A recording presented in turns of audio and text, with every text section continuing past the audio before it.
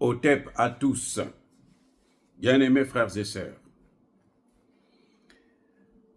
La situation de la RDC s'est invitée aux Nations Unies. Actuellement, le débat est houleux aux Nations Unies.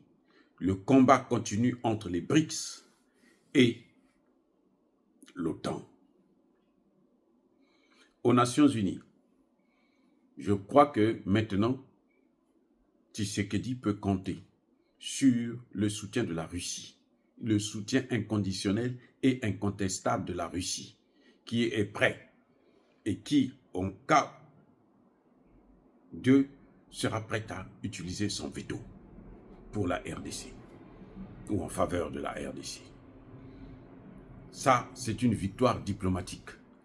Mais je savais qu'on ne pouvait qu'arriver à ce niveau parce que lorsque Ramaphosa, en Afrique du Sud, a soutenu ouvertement Tshisekedi, la RDC, ça montrait bien que, effectivement, les BRICS sont aux commandes.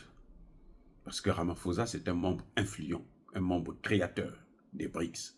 Et que par conséquent, lui, il a plus d'avantages que les autres, les États-Unis et l'Union européenne. Parce que quand on est arrivé à Addis Abeba, eh ben, il y a eu la présence des représentants américains et ceux des représentants européens. Donc l'OTAN était là pour essayer d'intimider Tshisekedi afin qu'il puisse négocier avec Kagame.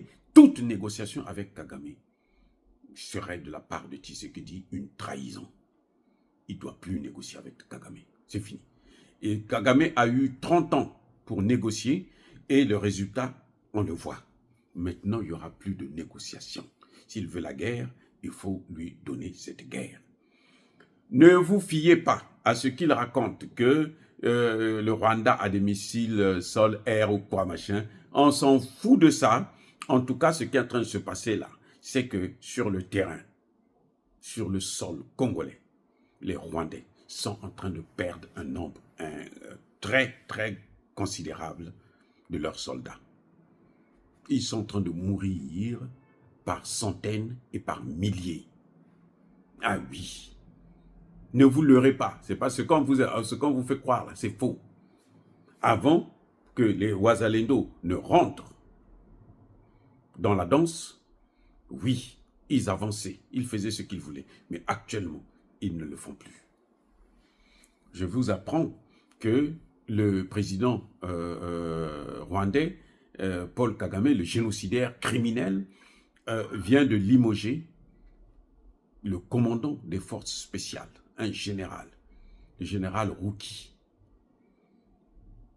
Karusisi, je crois, si j'ai bonne mémoire.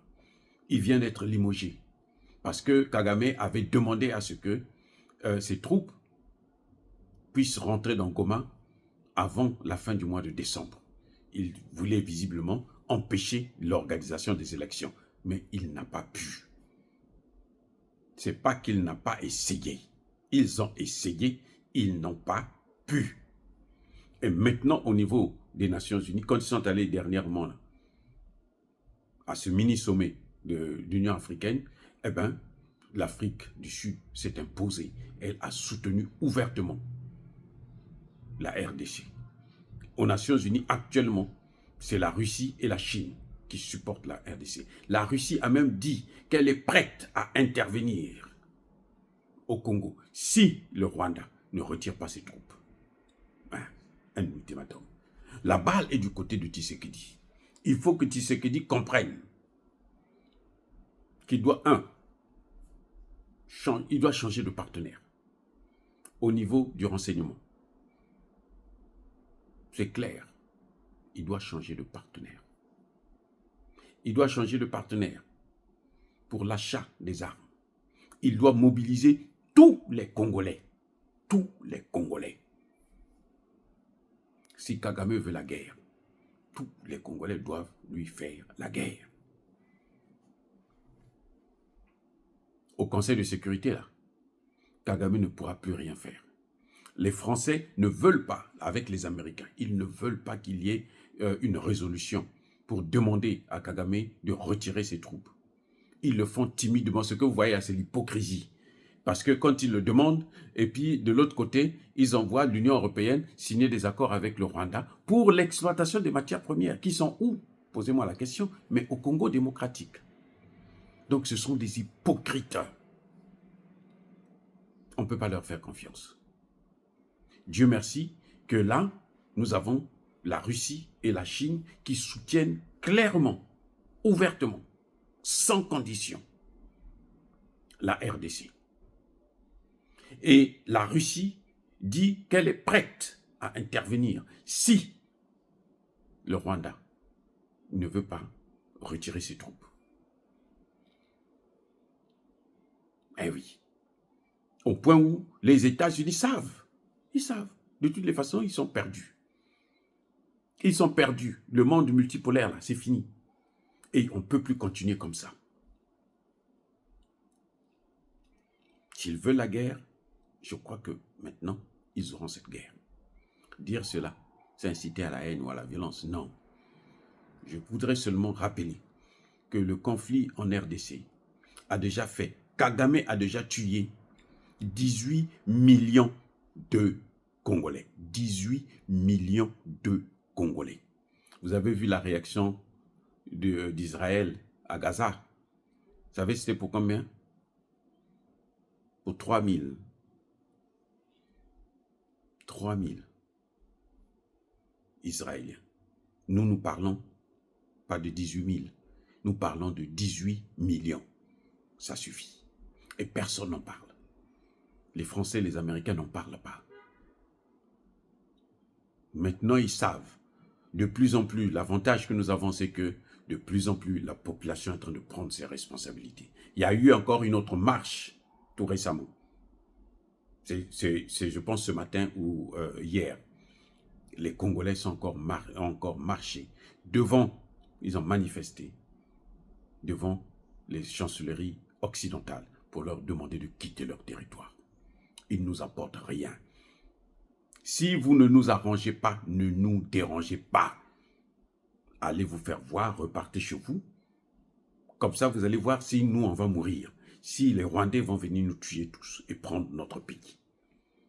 Maintenant, je crois que les choses sont en train d'aller prendre une autre tournure. Et c'est ça qu'il faut saluer, qu'il faut féliciter.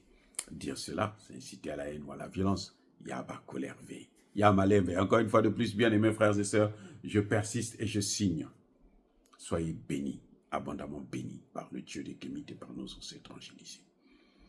La balle est maintenant du côté du président Tshisekedi. Qu'il sache qu'il a des soutiens. Et maintenant, c'est à lui de prendre ses responsabilités, de faire ce que le peuple congolais est en train de demander. Le peuple a été entendu. Si Poutine a dit qu'il est prêt à intervenir, c'est parce qu'il a écouté le message des Congolais. Pas de Tshisekedi, des Congolais. Maintenant, c'est à Tshisekedi de formaliser cela pour que la paix revienne au Congo le plus rapidement possible.